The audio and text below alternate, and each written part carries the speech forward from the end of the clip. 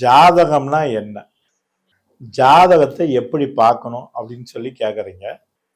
ஜாதகம் அப்படின்னு சொல்லி சொன்னால் ஒரு குழந்தை பிறக்குது, டைமு, டேட்டு, எந்த ஊர் அப்படின்னு நம்ம வச்சு பார்க்குறோம்.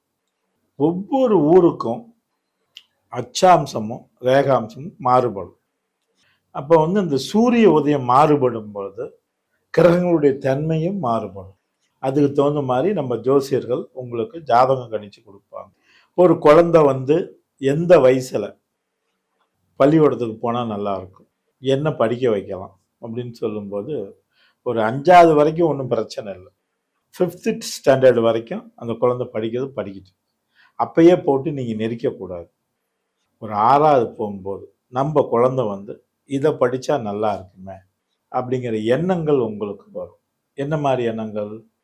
ஒரு டாக்டராகவோ ஒரு இன்ஜினியராகவோ இல்லை அயல்நாடு போய் வேலை பார்க்கணும் அப்படிங்கிற அந்த எண்ணங்கள் இப்போ இன்னைக்கு பார்த்தீங்கன்னா அந்த மாதிரி தாட் நிறையா பேர்த்துக்கு இருக்குது.